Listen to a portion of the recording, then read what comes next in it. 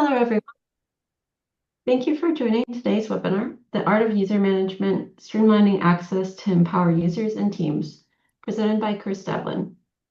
I'm your host, Erin Fisher. Today's presentation will cover the following topics: the user permission report, user roles, permissions, managing user roles and permissions at the chain level, creating users, housekeeping users, deleting users versus deactivating users, and lockouts. And with that, I'm going to pass it over to Chris. Thank you, Aaron. Thanks everyone for joining. I'm going to go ahead and share my screen here and get us kicked off with the first of our topics. So the first one we have on our list for today is the user permission report. Now, this is one that has been there for some time, but a lot of people are not really very familiar with it. So I'm going to quickly show you where that lives, and then we'll take a look at the data that we have in that report. So first of all, I'm going to navigate down to reports, and then we'll actually go to schedule a report or export. This one is an export. So this lives in a different area than just generating it on the fly. Once we're in here, we have our three options, reports, exports, and custom exports. And for this, we're using one of our out-of-the-box exports, which we'll find here under scheduled exports. Now in this list, we have all of the ones that are currently set to be scheduled and sent to specific people. We can create a new one by navigating to the top right here, clicking on New Export Schedule, and then we can search for or scroll down to find the report we're looking for, and in this case, it's the user permission report. We'll go through specific steps here, fill these in to lay out the export details, but just to save a bit of time, as we do have some of these built already, I'm just going to jump into one of these to show you how it's being built out. So options such as including inactive users, which can be helpful. It'll be in a CSV format. And our options for running this, we have it set to run once, which means I can just basically come in here and run it when I want to see it. We can also do it daily during end of day or daily at a specific time, maybe weekly, monthly, and so on. We have those options there. As to who this should be sent to, you'll see on the right-hand side here, we have this add recipient box. And given we have email export, we can just go ahead and type an email address in here. If it is a user who exists in this hotel, we'll see their name appear as we start typing it in, and we can simply select them. But you can also enter email addresses that are external to users in the system. There are other options here too, such as Google Drive and Dropbox if you want them to go there also. But let's take a look now at what that report actually looks like. So I have this saved to my desktop. And there we are. So it's exporting as a CSV. So again, we can open it in Excel. We will have our first name and last name for our users. The job title, if we have that in there, it's not mandatory to have, as a department, also not mandatory. But here you'll see some important information: active, then roles and permissions. So most importantly, we group our permissions by user roles. It makes it a lot easier for auditing and so on, which is really the purpose of this report. So here we can see an individual user, which role has been assigned to them. And then in this list, you're going to see a permissions list. This one says hotel admin dash multi-property. So these are not all the permissions that these users have. Obviously, there's much more granular permissions that you'll see for these different roles. The purpose of this here, however, is if we scroll further down on this export, you're going to see these are kind of grouped together, if I can find one, by those roles that are mentioned here, such as revenue manager, multi-property switch. So what does that user or users who have that role, what permissions do they have? They're all listed out for us here. These are the permissions that you'll see when you're adjusting user roles in those lists. And we're going to take a look at those lists in the system shortly as we're kind of creating and modifying those users. So that's what the report itself looks like. Again, very useful for any audits that you have to do, even just for active and inactive users. You have that information there too, as well as the permissions. So very useful information and very useful to know that it's there if you need it. Let's now talk about user roles in more depth. Give me one moment. There we go. So at the property level, we'll start at the property level before we look at things like multi-property and so on. You'll see our user setup under hotel and staff. And there are really three different areas that we'll be looking at today. The user setup itself, where we have the individual users. We'll be looking at permissions. So these are all those things we just saw in that report. Things like, can you search reservations? Can you create and edit reservations? We're going to look at that in more detail coming up too. But then we have roles. And as I mentioned before, our permissions are really grouped together as roles, which we then assign to the individual users. So these roles we have listed out here. These are ones that come out of the box, accounting staff, floor and maintenance staff, and so on. You'll see that each of these roles does have a dashboard predefined. So for accounting staff, we're indicating that they have a front desk dashboard. Here we see floor and maintenance manager has a housekeeping dashboard, and then some have manager dashboard. So just to give you all an idea as to the differences between those dashboards that you can select, on this screen I have the housekeeping dashboard for one demonstration property. So this gives us obviously some guest information down here in terms of how many arrivals and stayovers we have. These are not clickable like they can be on a front office or a manager dashboard. And that's because we don't really expect our housekeepers to be really looking into the reservations themselves. It's the focus is more on the room statuses. So we'll have these up here like departures and so on. And that will take us to where we need to go if we're logged in. One moment. So that would take us to the relevant screen, our worksheet here, and then back to our dashboard. We can continue. And we have some occupancy statistics here as well for arrivals, stayovers, and departure. So very housekeeping specific, as makes sense. The next option we have is our front desk dashboard, which you see listed here. So this has our guest information up here. And again, these are tiles that can be clicked on, unlike on the other screen. So this will take you to that list of values that you see in that option. And then we have some occupancy information down here, as well as some upsell information. If you are putting in upsell targets, that will be listed down there too. So more limited information than you're used to seeing perhaps in the manager dashboard, which is the final one I'll show you over here. It contains what we saw with guests on the top here. It also has those occupancy statistics. It does include the rooms from housekeeping. Here we can also click into here and get that same list of values based on the criteria that we're selecting. And then further down, we also have the statistics drop down, which I'll show you here. That shows us our ADR for the day, as well as our upsell for the day, the target. And then we have our rate of the day. Now, this is something that we can predefine, choose which rate code we're looking at. And obviously, it's just the selling point for the lowest room type of that day. So that's not really something we'd use to quote. It just gives us an indicator as to kind of how we're pricing for the day. So those are the various dashboards that we have available. We do recommend the manager dashboard for almost all users, unless there's a specific reason to limit access to things like these statistics down here, in which case you can certainly use a front desk dashboard. And then obviously housekeeping makes a lot of sense for housekeepers too. So those are our dashboards. You may have noticed, I'll jump back in here very quickly. You may have noticed, in addition to our dashboard selection for our roles, we also have this checkbox here, MFA required, multi-factor authentication. I think most of us have an idea as to what this is, but I do have some information specific to our system that might be useful for us to review. So again, the objectives, multi-factor authentication, it requires users to use additional secondary piece of information, something you know, something you have, something you are. It protects against identity theft. It mitigates weak passwords. Users whose passwords are exposed will still have to have some other way of validating themselves. And then enhanced user trust.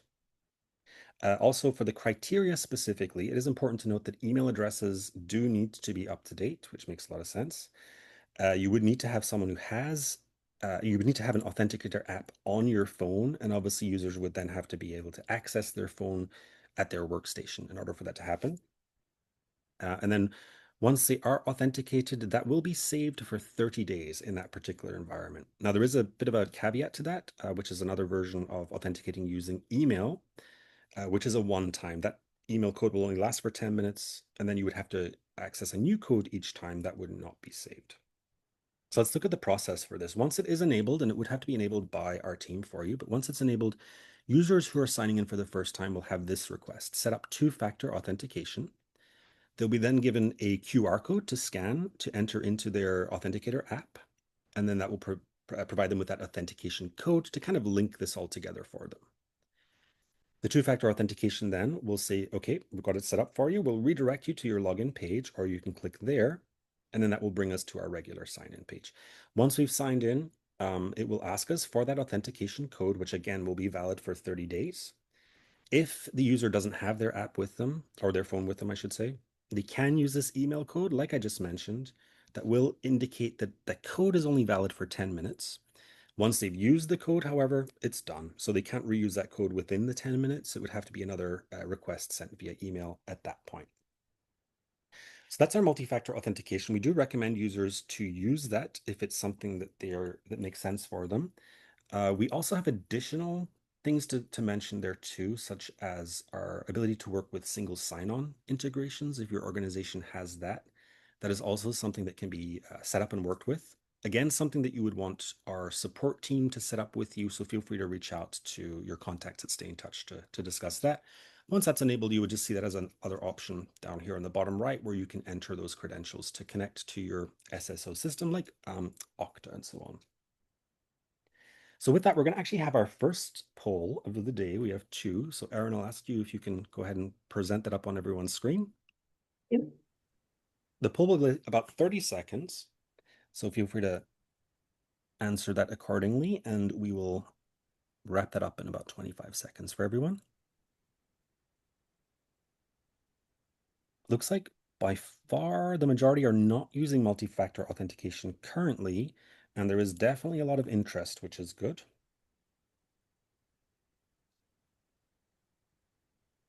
Yeah, only one of our respondents so far is actually using it, which is interesting to see. So lots of opportunity there for those who are interested in it. Again, many of whom are.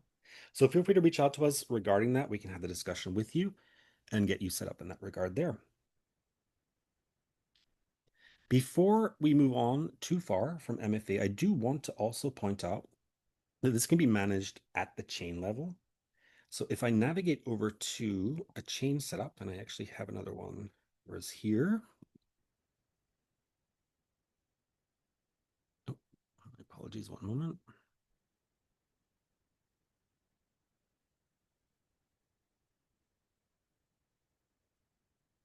I might have it over here. So if I go to, let me sign out of here real quick.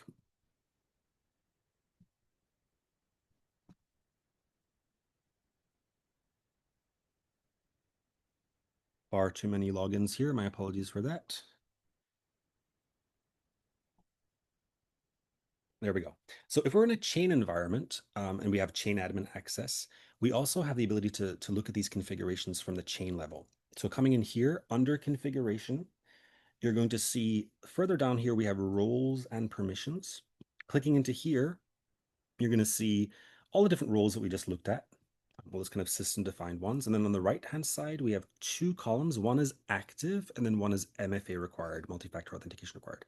So by activating one of these, what we're actually doing is determining what these roles can do at the chain level. So we're locking it down basically. So users at the hotel, given that these two are active for these hotels, I would not be able to go in as a hotel user at the hotel level and modify the permissions, as you see listed here, for this particular role, because these are being managed here. So hotel users, hotel admins can't change it at the hotel level.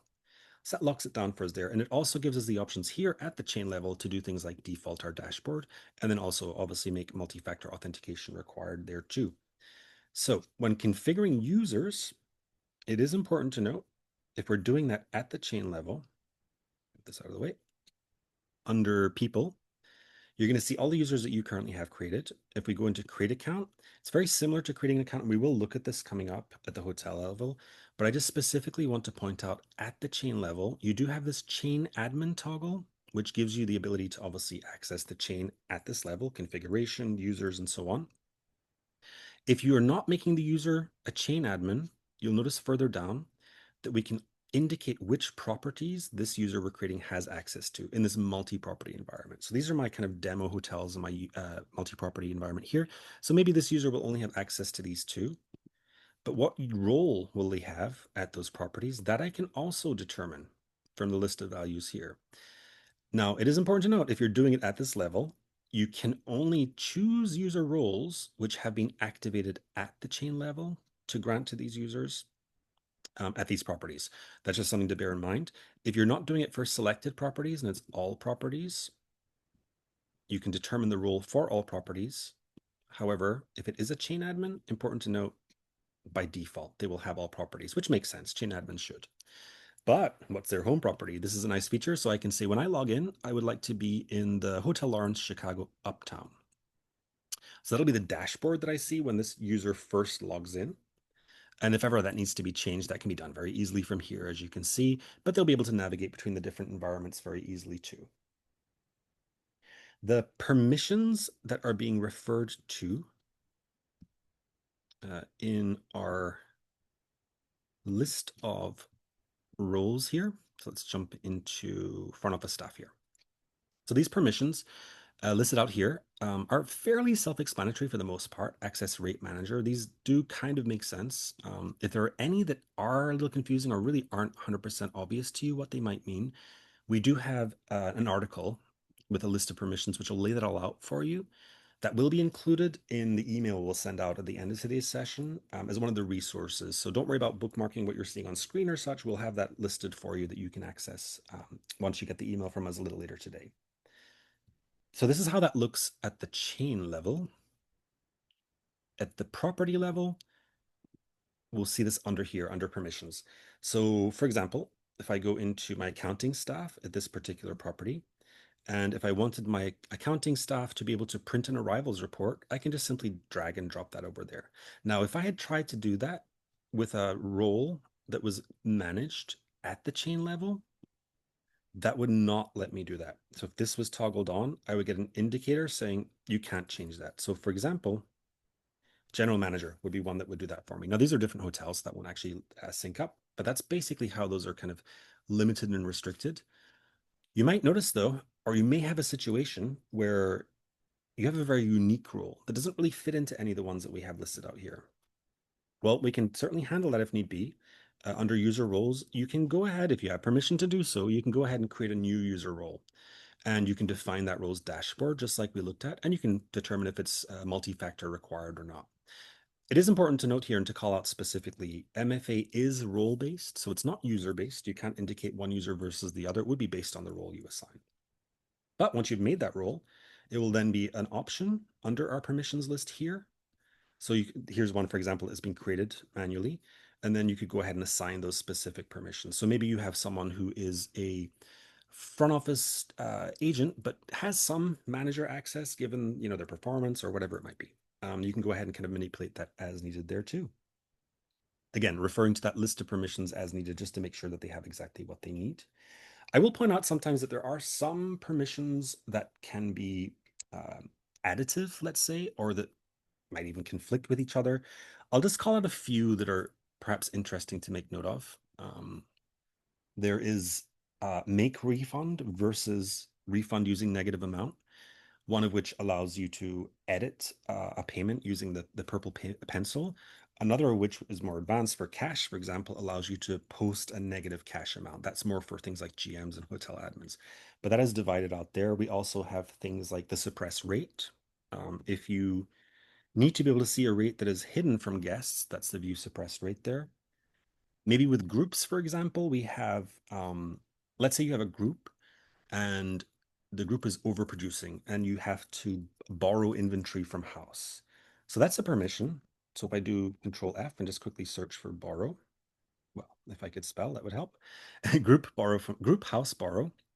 So we're able to add inventory on the fly, basically with that permission. But maybe that room type that you're borrowing from would then be in the negative. So we have to consider if we want the user to be able to do that, maybe they also need to be able to overbook the room type and maybe even the house, right? That's another option. Maybe they have to do that too in order to make that fully happen. So some of these do kind of work in tandem together, and it's just important to kind of consider that holistically. So we're going to look now at creating users at the hotel level and then how we can do that at the chain level too. Super quick. So at the hotel level, under user setup, we just basically click into add new. We'll add the first name and the last name. We'll add the email twice. Now these are required fields with a star here. When it comes to email, it is very useful if this is a legitimate email that obviously allows users to reset their passwords, to handle lockouts very efficiently, and means that the hotel admins don't have to be involved in user management and unlocking users and editing passwords all the time. Not every hotel is able to do that, obviously, which makes sense. So you can use placeholder emails as long as they follow the email format with a @ and a .com or .net or so on. It'll work just fine. But obviously the password resets will not work. They're not able to email themselves a link to reset their password. You can choose a department, not mandatory. The job title is also not mandatory. It kind of looks like it is, but it is not. Password very much is. When you put a password in here, and if this isn't valid email, they'll receive an email asking them to kind of set up their account. Click here, enter your password themselves. So they'll be kind of forced to create their own password on the first use. Of course, if this is not a real email address, then the user will never get that email. So you would have to give them the password that you've entered here so that they can log in for the first time and then go ahead and change their password themselves if they need to. We're going to look at things like working shift and housekeeping section very shortly when we're looking at housekeeping users. But most importantly down here, I want to call attention to the user roles. So this is what we were looking at. We have things like our front office staff, our hotel admin, all these fun things, all of which have their own kind of permissions grouped together. So it can be tempting to say, for example, okay, this user is in front office, but you know what? Sometimes they're also working in reservations. They do that on a Saturday. Try as much as you can not to do this.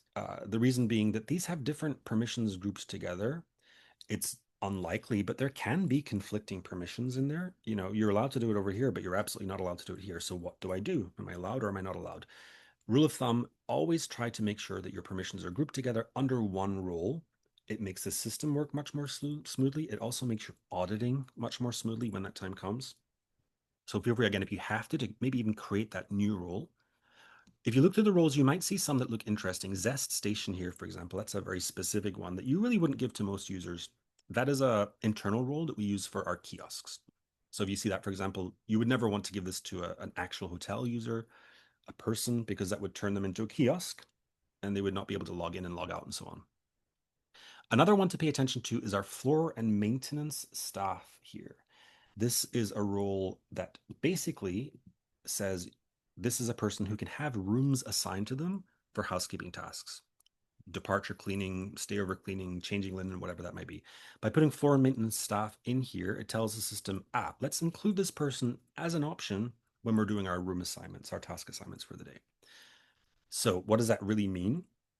Let's quickly navigate over to housekeeping.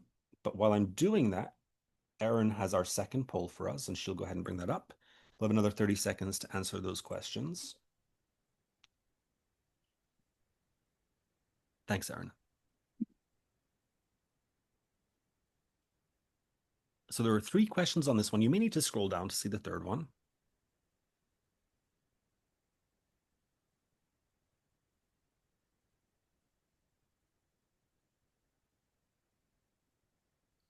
And it looks like we're about 50-50 on the knowledge check with those 2 questions, which is good. Lots of people are aware, which is very good.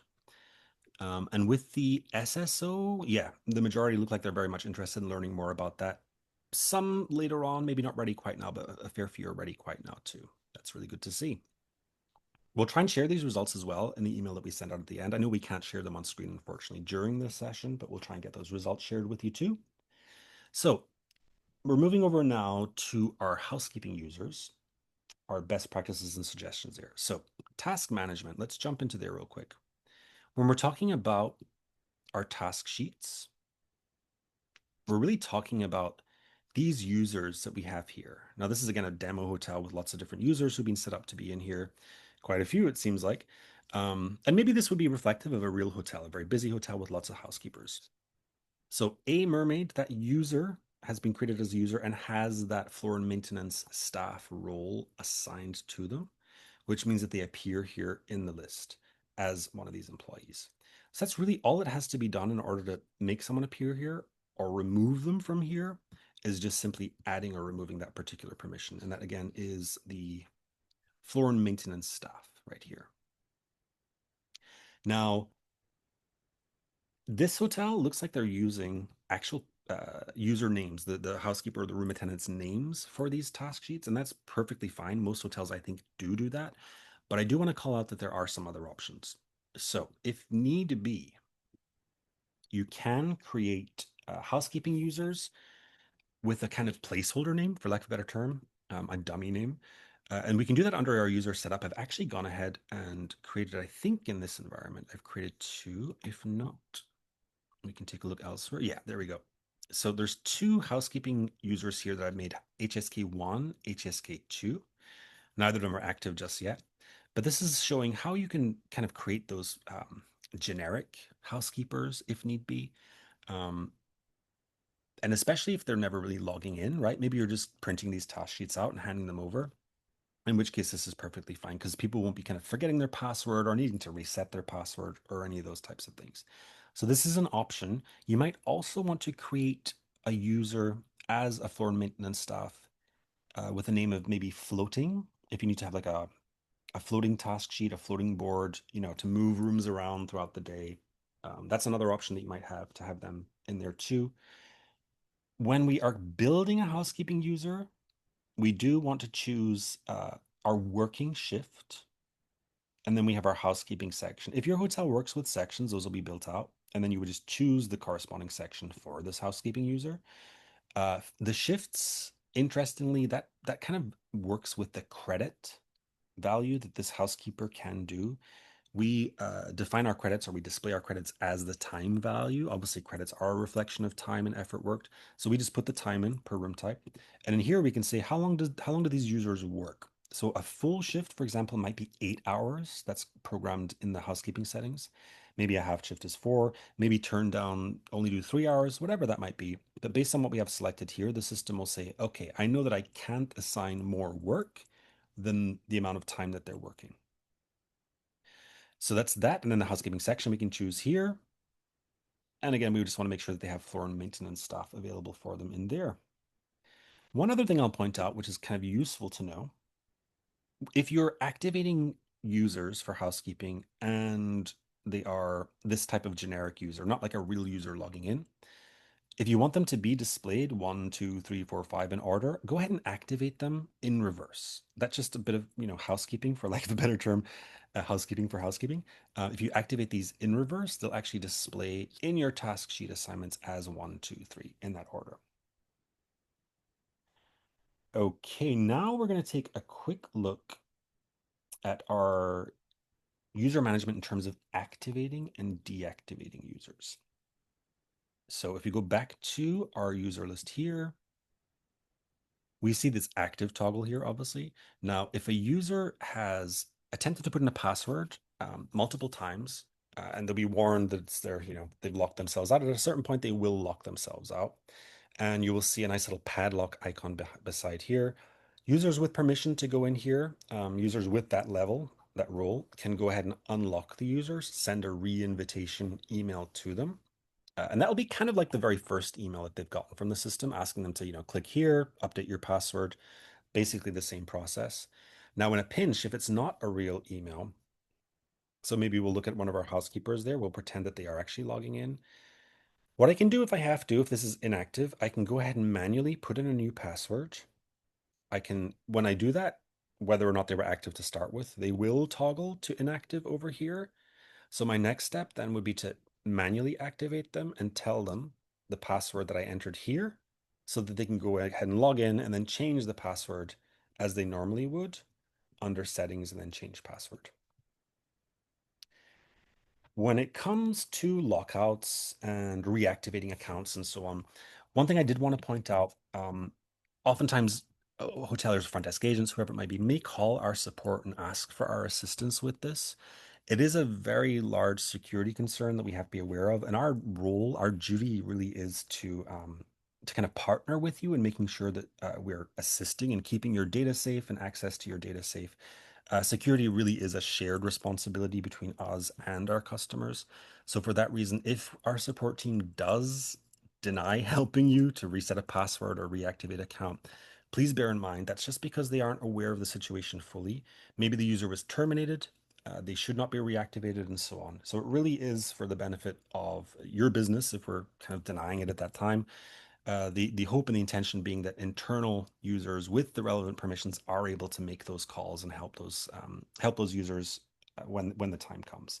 And for that reason, again, we really do recommend as much as possible that the emails are valid emails, because then if it is a night auditor at 2 o'clock in the morning, hopefully they'll be able to just reset their password by clicking on that link when they first log in. And again, just to kind of show everyone what we're talking about there, right on this very first screen when you're logging in, if I forget my password, I just click on reset and it will send that invitation to the email that's there. Okay, so I think I've gone through everything that I was planning to cover. So in that case, I think let's go ahead and open it up for our Q&A. Great. Thank you so much, Chris. And I'd like to turn over the floor for questions. And you can answer or ask any questions through the Q&A box at the bottom of the screen. I've answered a few questions throughout the presentation, but if anyone has anything else, feel free to enter those now. Sarah.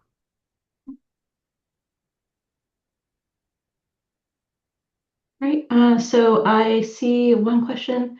If we decide to use MFA at our property, is there a specific authenticator app we need to use?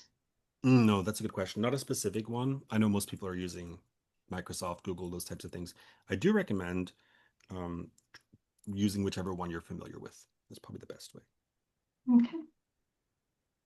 And then Moira asks, how can I access the chain level? We have 5 hotels currently in our Stay in Touch account. That's a great question. I'd recommend reaching out to your contact, contact at Stay in Touch or support if you're not sure who that is, and we can take you through that process. There are different options, different bells and whistles, all included in that multi-property reporting, multi-property reservations, and so on. So if you want to reach out to us on that, and anybody else who's interested in this, feel free to reach out to our support. Just go ahead and open a ticket. Please get back to me on information about this, and we'll be happy to reach out. Yeah, great question. Okay, thank you. And then Sam asks, are there plans to add multi-language support? That's a great question. So short answer, yes. We're planning to have multi-language support in the application itself. So users are able to choose their base language, and when they next log in, that base language will still be there for them. We are going through the process of working on that right now. I'm not able to give obviously a final date on when that will be ready, but definitely something that we're working on. Awesome.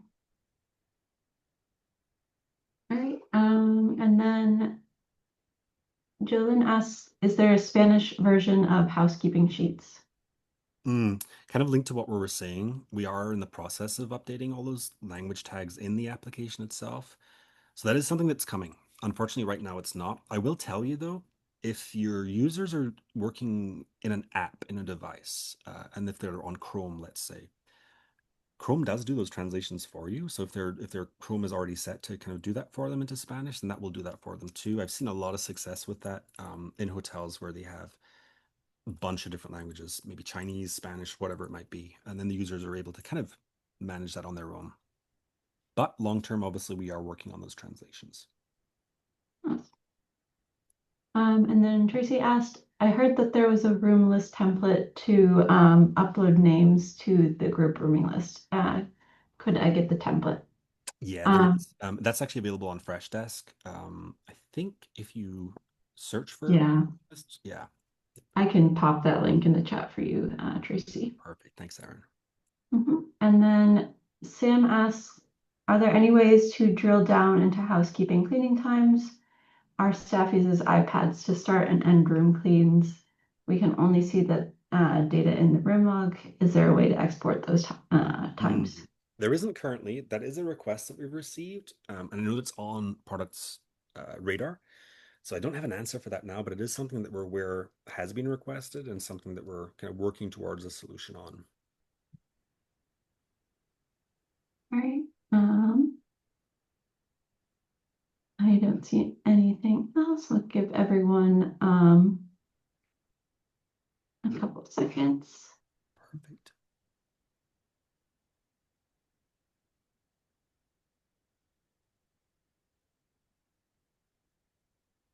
Before we do wrap up, if that's everything, just one thing I want to point out that I kind of neglected to mention at the very start. If your users are having a lot of trouble logging in and they can't reset their password, it is important to note we have more than one URL. So you'll see here I've got pms.stayintouch.com. That's a UAT environment, but I also have here PMS US. It might be just pms.stayintouch.com or EU. Verify that you're logging into the right environment where your hotel or your properties exist, because obviously a reset won't work if your user doesn't exist in that environment whatsoever. Just something to throw out there. And Moira noted that she can't see the user permission report.